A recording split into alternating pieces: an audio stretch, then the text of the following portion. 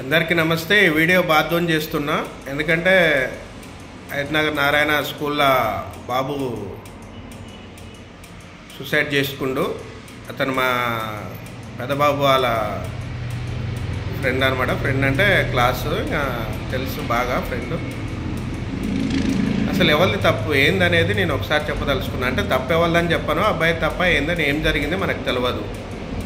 But ఇక్కడ ఆ school super CO అనేది నారాయణలో టాప్ అనమాట। ఆటలలో సీట్ రావడమే ఎక్కువ। అది ఎగ్జామ్ ఉంటుంది, అది క్వాలిఫై అయినాక మళ్ళీ ఇంటర్వ్యూ ఉంటుంది, అది సెలెక్ట్ అయితేనే అల్లాకు ఇస్తారనమాట।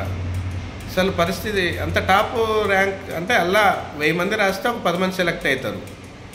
అసోంటి అతను ఎందుకు చేసుకున్న అనేది అది ఏం అర్థం కాని పరిస్థితి। అయితే ఇక్కడ ఆలోచించాల్సింది ఏంటంటే అతను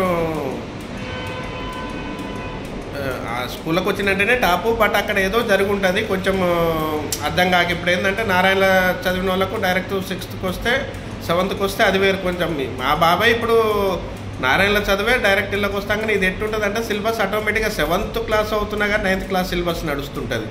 10th క్లాస్ ఐఐటికి సంబంధించినవి చెప్తుంటారు అనమాట। అది మొత్తం ఐఐటి మీద ఎక్కువ ఉంటుంది కాబట్టి బాగా స్ట్రగుల్ ఉంటుంది। అసలు నేను ఆ బుక్స్ చూస్తేనే, మా బాబు బుక్స్ చూస్తేనే నాకే పిచ్చెక్కిపోతుంది అనమాట। అసలు ఏం చదువులురా ఏంది అనేది ఒక్కోసారి నేనే బాధపడతా। ఉదయం 7 గంటల పోయి నైట్ 7:30కి వచ్చి మళ్ళీ 8కి పోయి ట్యూషన్కి 9:30కి వస్తాడు। అసలు చూస్తే నాకే ఒక్కోసారి బాధ అనిపిస్తుంది, అవసరమా ఇది? టాలెంట్ ఉన్నాడు ఎక్కడైనా ఉండొచ్చు అన్నట్టు। బట్ ఇక్కడ ఏమైందంటే ఆ అబ్బాయికి నాకు తెలిసి బాగా ఇట్నే ఇబ్బంది పడి ఉండొచ్చు। అది ఇంటికాడ చెప్పిండో చెప్పలేదో, ఏంటంటే కొంతమంది అబ్బాయి గురించి చెప్తే ఏంటంటే ఆయన సెన్సిటివ్ అంట పాపము, ఆయనకు ఫ్యామిలీ కుటుంబము తప్పించి ఏం పట్టించుకోడంట, చాలా మంచి అబ్బాయి అంట। ఇక్కడ కుటుంబం కూడా వెనకపడడానికి పట్టించుకోదో నేను చెప్పలేను, కానీ తల్లిదండ్రులు ఆలోచించాల్సింది ఏంటంటే మన పిల్లల్ని ఇంటికి వచ్చినప్పుడైనా అతను హాస్టల్ ఉంటాడు, ఈ హాస్టల్ పైన రోజుకు 2-3 రోజులకు ఒకసారి అయినా మాట్లాడి ఎట్టుంది నా పరిస్థితి ఏందని కనుక్కోవాలి। పక్కోడు చదువుతుండని ఆ చదువు ఇతని మీద రుబ్బి నువ్వు చదవాలంటే ఇది పరిస్థితులు అనమాట। అసలు కన్న కొడుకు చనిపోతే ఇంకా మనం బతకడం ఎందుకు? మన పక్కోనికి ఎక్కువ మార్కులు వచ్చినాయని మనం మన కొడుకుల మీద టార్చర్ పెట్టి భరిస్తే ఏంది? అతను ఉన్న కొడుకు చనిపోతే లైఫ్ ఏంది, జీవితం ఏంది?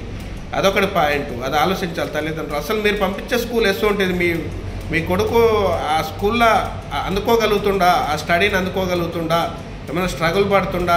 అసలు అక్కడ ఏంది, ఎంత ఇబ్బంది పెడుతున్నారు? ఎప్పుడు చదువేనా, ఏముంది? అతను మెంటల్ టెన్షన్గా ఇబ్బంది పడుతుండా? అతను చూస్తే అర్థమైపోతుంది మనకేందనేది।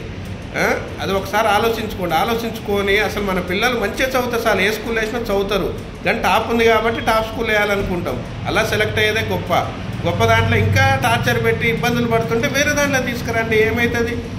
టాప్ చదివేటోడు ఎక్కడున్నా కానీ చదువుతాడు కదా। గవర్నమెంట్ స్కూల్లో చదివేటోడు కూడా ఐఏఎస్ ఐపీఎస్ కొడుతురు ఈ రోజులల్లో। మీ కొడుకు ఇంకా టాప్లో ఉండి అసలు వాళ్ళని ఇబ్బందులు పెట్టకండి। ఒక జీవితాన్ని అతనికి ఏం తెలియదు పాప, 7వ తరగతి చదువుతున్న బాబు పోయి ఫ్యాన్కు సూసైడ్ చేసుకొని ఉరేసుకొని చనిపోయిందంటే ఎంత బాధ అనిపిస్తుంది? ఉదయం మేము చూసి ఏడ్చినాము పిల్లలు మేమందరం। అసలు అది చెప్పడానికే బాధగా ఉందన్నమాట। అది మన పిల్లలు అయి ఉండొచ్చు, ఎవరై ఉండొచ్చు। అది ఆలోచించండి తల్లిదండ్రులు కూడా, ఫోర్స్ చేయకండి। మీ బాబుకి ఏం కావాలి ఏందనేది ఆలోచించి అతను తగ్గట్టు చేయండి, వాళ్ళ జీవితాన్ని నిలబెట్టండి। చదువు ఒకటే కాదు, జ్ఞానం ఉంటే ఎక్కడైనా బతకొచ్చు, చదువుతో పాటు జ్ఞానం నేర్పించండి। ఇట్లా ఇబ్బందులు పెట్టి పాప 7వ తరగతి అబ్బాయి సూసైడ్ చేసుకున్నంటే ఎంత బాధ, ఎంత అనుభవిస్తే సూసైడ్ చేసుకుంటాడు అతనికి తెలుసా? సూసైడ్ గురించి ఆలోచించండి ఒకసారి। మీ పిల్లలే మీ లైఫ్, చదువు అని ఇబ్బందులు పెట్టి వాళ్ళ లైఫ్ని ఖరాబ్ చేయకండి। చదువుతో పాటు మన ప్రేమను చూపించండి, అప్పుడే వాళ్ళు మంచిగా ఎదుగుతారు। ఇలా విద్యా సంస్థది కూడా ఉంటుంది, ఏంటంటే పిచ్చ టార్చర్ అనమాట। చదువు వాళ్ళు వారానికి ఒకసారి ఎగ్జామ్స్ పెడతారు।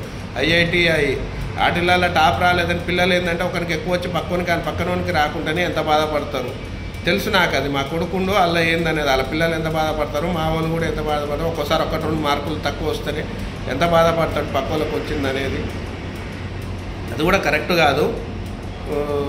నేను చెప్తూనే ఉంటా, ఒకసారి ఫస్ట్ వస్తాడు, ఒకసారి సెకండ్, అది లైట్ రా, నువ్వు 10వ ర్యాంక్ వచ్చిన ఇబ్బంది లేదు, నువ్వు అలా ఉన్నావు, నువ్వు చదువుకుంటే హ్యాపీగా ఉంటావు చాలని చెప్పుకుంటా। మీరు కూడా మీరు చెప్పి అసొంటి నారాయణ ఇటీలలో ఏంటంటే బాగా టార్చర్ ఉంటుంది, ఆలోచించి కొంచెం సెన్సిటివ్ ఉన్న పిల్లల్ని అసొంటి ఆడికి పంపి మీ పిల్లల జీవితాన్ని నాశనం చేసుకోకండి, ప్లీజ్ అర్థం చేసుకోండి।